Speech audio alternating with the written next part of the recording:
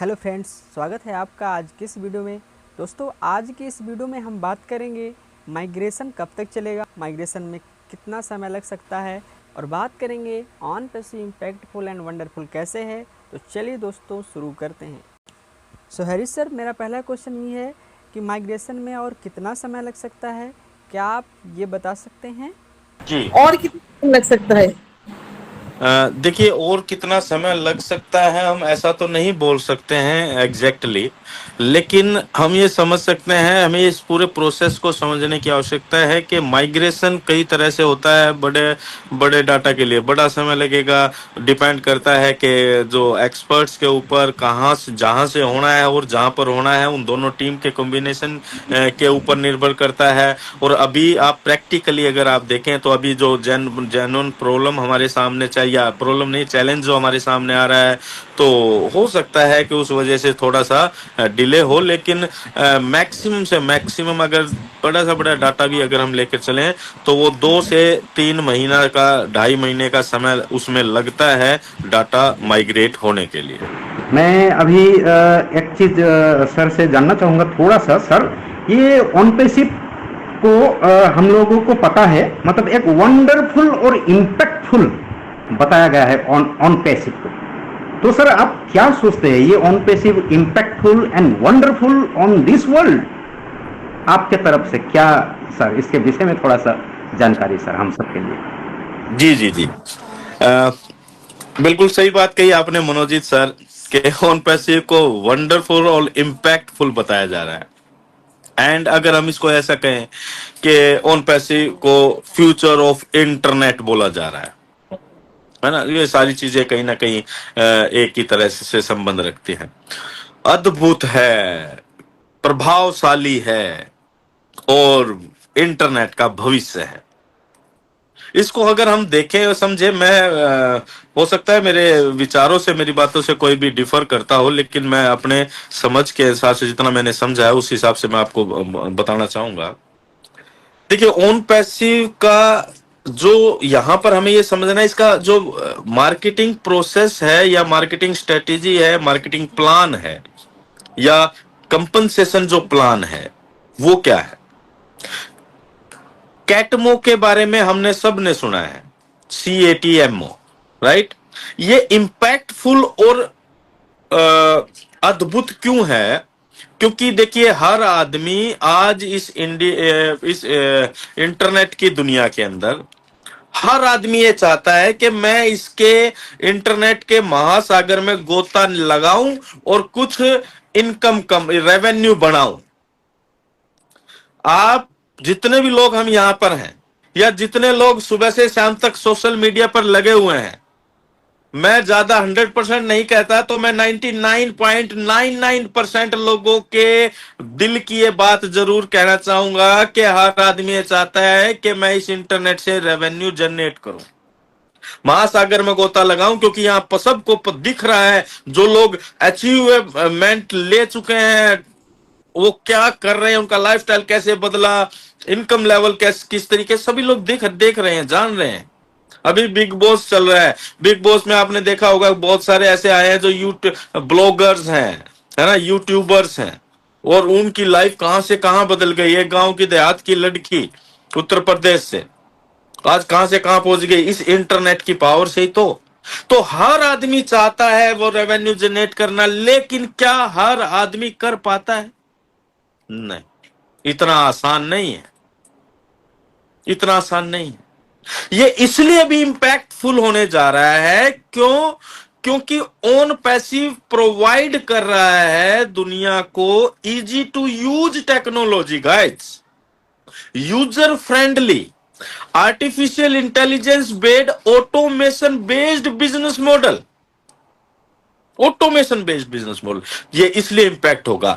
Manojit sir या हमारे यहाँ जितने भी साथी हैं, अगर किसी आपसे कोई सवाल करें, चलिए मैं आपसे ही करता हूं क्योंकि आपका माइक आप ऑन कर सकते हैं।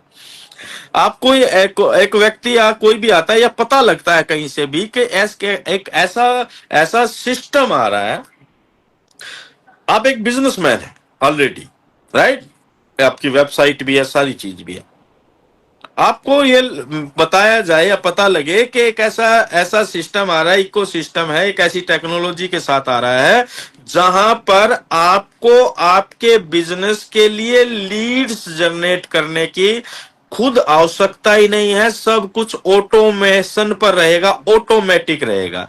तो आप क्या चाहेंगे एज ए बिजनेसमैन और एंटरप्रेन्योर?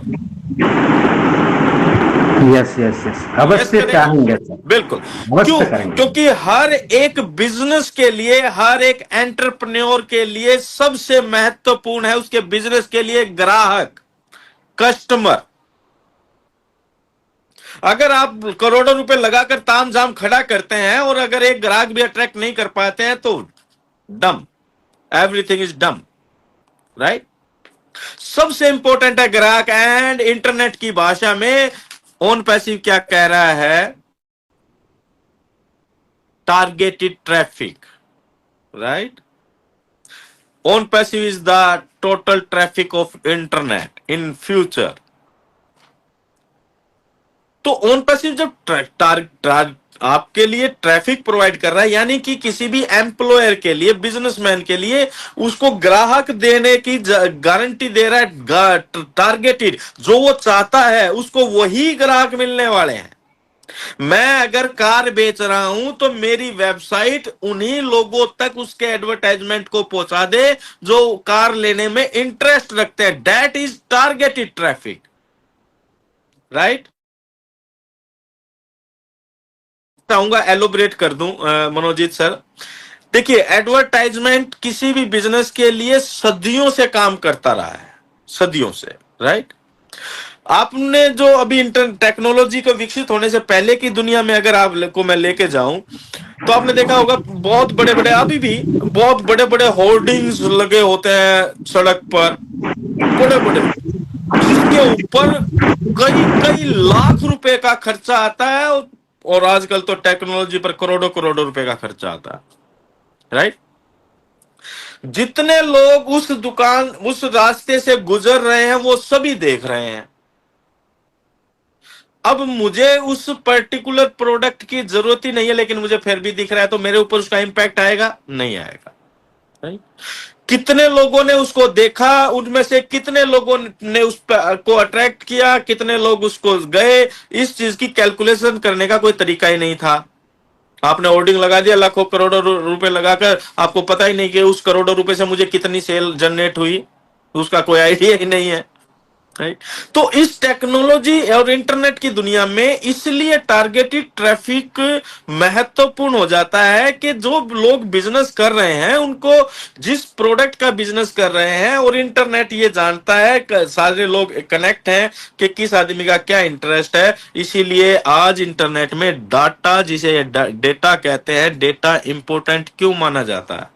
वो इसलिए, जिसके पास जितने ज्यादा लोगों का डेटा वो उतना ही पावरफुल, क्योंकि उसके पास वो लोग हैं जो पूरी दुनिया के सामान खरीदने के लिए तैयार बैठे हैं, राइट? जिसको जो चाहिए वो उसके पास फेंक दिया जाएगा। मनोज जी सर को मर्सिडीज चाहिए तो मनोज जी सर के पास मर्सिडीज की एडवर्टाइजमेंट, जानकारियां, फीचर्स, सारी जानकारियां आनी शुरू हो जाएगी। तो आज नहीं तो कल मनोज जी सर के लिए वो इजी हो जाएगा और वो वहां तक जा सकते हैं लेने। That is targeted traffic. ये इसलिए भी इंपैक्टफुल होने जा रहा है क्योंकि ये टारगेट ट्रैफिक की बात कर रहा है। ये हर एक उस व्यक्ति के लिए इंपैक्टफुल होने जा रहा है जो इंटरनेट से आज जुड़ा हुआ है। और ये वंडरफुल और मैसिव क्यों हो सकता है और क्यों होगा? क्योंकि किसी भी बिजनेस के लिए आपके ग्राहक महत्वपूर्ण है, जैसा हम सभी लोग जानते हैं। और जितने ज्यादा ग्राहक उतना बड़ा आपका बिजनेस। आप एक दुकान खोलते हैं एक मोहल्ले के अंदर, एक गली के अंदर, जिसके अंदर 200-400 घर हैं, तो आपके उस दुकान पर उन घरों से ही लोग आएंगे भैया, 2 किलोमीटर दूर से नहीं आने वाले हैं। आप बड़े शहर में दुकान खोलते हैं तो उस बड़े शहर में गांव के भी लोग आते हैं, तो वो आपकी मार्केट बढ़ गई, यानी कि बिजनेस बढ़ गया, बिजनेस बढ़ेगा। अब अगर हम ऑन पैसिव की बात करें तो ऑन पैसिव के ग्राहक कितने हैं? 600 करोड़ से ज्यादा लोग जो इंटरनेट यूज करते हैं। कस्टमर बेस कितना है हमारा? और उसके साथ साथ हम ऑफर क्या दे रहे हैं, किसी को इस दरवाजे में घुसने की हम फीस ले रहे हैं या हम भविष्य में लेंगे, कतई नहीं लेंगे। ओ मेल के जरिए कोई फ्री में भी एंटर करेगा। तो भैया फ्री में बेहतर चीज किसको बुरी लगती है? फ्री में बेहतर टेक्नोलॉजी, अपग्रेडेड टेक्नोलॉजी के साथ इनकम कमाने का एक ऑटोमेशन बेस्ड रेफरल प्रोग्राम किसको फ्री में बुरा लगेगा? अभी तो पता नहीं है ना लोगों को, अभी तक हम मार्केट में आए कहां हैं, अभी तो हमारी शुरुआत ही नहीं हुई है। और अभी तो हम बहुत शुरुआत से पहले बहुत सारे फिजिकल मेंटल चैलेंजेस को फेस कर रहे हैं एज ए कंपनी,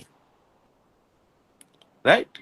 तो हमें सिस्टम को देखना है, टेक्नोलॉजी को देखना है। डेफिनेटली ये सभी के लिए वंडरफुल होने वाला है, इंपैक्टफुल होने वाला है, और फ्यूचर ऑफ इंटरनेट डेफिनेटली एक रिवॉल्यूशनरी कॉन्सेप्ट के रूप में होने वाला है। जी मनोजीत सर।